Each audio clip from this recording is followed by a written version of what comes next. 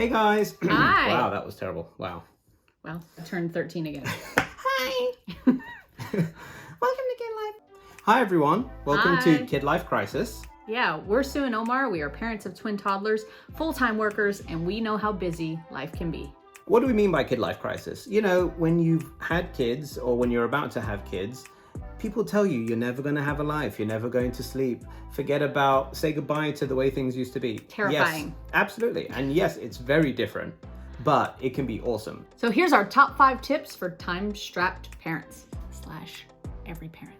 Every parent. Number 5, peak parenting. Look, we all have that time of day when we're at our best. Some people are night owls, some people are morning people. Omar knows, do not talk to me about anything serious or almost anything at all after 8 p.m. I'm out. And when I'm out, I am out. I always like to say I'm an asset in the morning. It's totally true. If you get me up at 5 a.m., I'm gonna get like 50 things done. But if you ask me to do one thing after 8, so maximize that time when you're at peak energy level, okay? And sometimes that might change. It might, if you had a bad night with the kids, maybe you don't have energy that day, and that's okay. The other side tip is delay the scroll. Don't be on TikTok, Facebook, Instagram. Those are all so fun. Trust me, I waste a lot of time doing those, but I try and do that when I'm tired, at night, during my off-peak time. Number 4 is tag teaming. Look, it goes without saying, parenting is a team effort at the best of times. Not one of us can do this, whether you've got one kid, whether you've got twins like we do, multiples, it's a lot of work. If you have a partner, ask them for help. Like, there are certain things that we kind of just assign to each other. So there are things that I kind of just take on without Sue having to ask me, and there's things that Sue takes on without me having to ask her. So for example, I will change the nappies pretty much. I'll take out the trash, put the kids in the car, I'll get them into their high chairs, stuff like that. And Sue will do a lot of the stuff, like she'll make them breakfast. She'll get them ready for the day. She spends so much time with them, she plays with them. She'll take them to doctor's appointments and things like that. My job is a bit more like intensive. I don't have as much time during the day, so Sue really takes on a lot of that brunt of that work. So we kind of like, whether we consciously do it or not, we're kind of like always tag teaming in, you know, it's like wrestling, it's incredible. We already kind of have that cadence, but there's also times where it's not a normal situation or it's something that's come up, and no, we will actually say, you're gonna make this meal while I go and get the kids into their high chairs or something. So you always kind of like assign roles for the next thing that you have to do, and just take it one at a time. And by doing that, you'll find that the day goes much easier. So you're not feeling like you have to do everything while someone else is just chilling. You know, you can really take that burden off each other. And look, if you're a stay-at-home mom or dad, that's totally fine. If your partner is available for some part of the day or a family member is available for some part of the day, there are things they can do to help you throughout the day. They can meal prep. They can make sure that all the kids' clothes are laid out. They can make sure that the room is tidy. There are things that you can definitely do in the time that you have or that they have that will mean you're still tag teaming kind of invisibly during the day. If you don't have a partner, tag team your friends. Like, you can always find someone who is there and willing to help you. In one of the next tips on this list, we'll actually show you some ways to meet some people, even if you don't have any friends in a town that you live in, or you don't have any family there, you're a single parent. There are ways that you can find people and meet people to tag them in.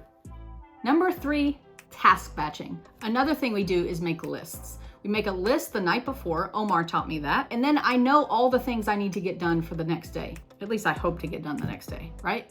So I try and do as many of those things as I can. So we want to get as much done in a chunk of the day so that you can have the rest of the day free, at least free of the anxiety of these tasks.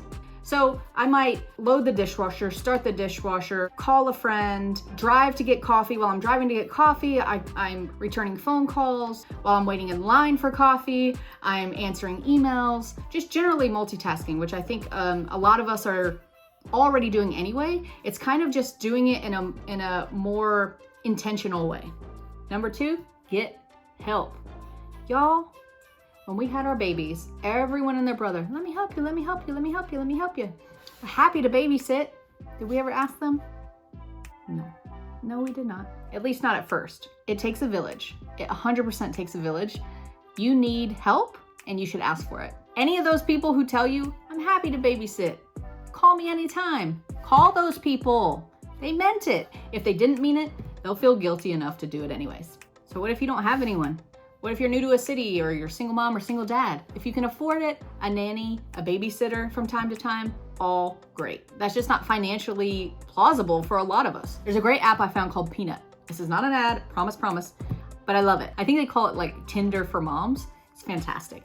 You go on there, you can find people that, you know, have like-minded ideas. There's like funny groups. You can do lives, all kinds of stuff. You can do play dates. Play dates are great. You can also do Facebook groups where you have mommy and me or daddy and me dates and stuff. You can definitely meet people in those groups. And those people are where you make relationships. You guys could offer each other babysitting. There are plenty of ways to meet people, but just remember, help is essential. Don't be afraid to ask. And number one, most important tip that we have for making more time is schedule it up. As a parent of twins, the only way that we've been able to make it through every day is to schedule every single day. And we've got the kids into a routine very early on. We used a few different books for this. There's a great book called Baby Wise that kind of talks about sleep schedules. And they even go into so far as like, this is the best time for this age of child to eat. When it came to sleep training, that was a huge part of this. It was making sure that the kids obviously get what they want during the day, having enough naps and having enough food during the day, but then having a consistent sleep time. So when it comes to 6 p.m. now, our kids already know that it's time for bed, so they start to get ready. We go into the routine, we read the bedtime story, we have the milk, we get them into pajamas, we brush the teeth, we lay them down, we do the tucking, we give them the animals, we turn out the light, put on the white noise, good night. That's all because we've been doing a lot of routines throughout their lives. We've been scheduling kind of to the T everything during the day. This is when they wake up. This is when they have breakfast. This is when they have their snack. This is when they have their next one.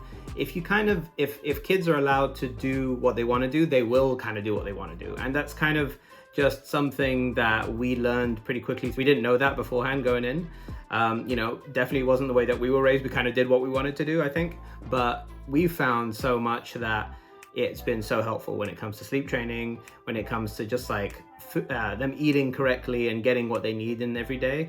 We found that scheduling is such a huge help. And once you have that schedule, don't feel like you have to stick to it so rigidly, because like things do change, life comes up, you know, you can't feed them when you wanted to. Things will come up, but as long as you have a structure, then you can definitely bend that. You know, you can say, well, on this given day, okay, we're gonna move this, but then we'll try to get back on track. So it's like you can always give and take with this. It's not like a rigid thing, but in order to get that flexibility, you almost kind of have to have the structure in place first, so you know what you can bend without it just kind of collapsing.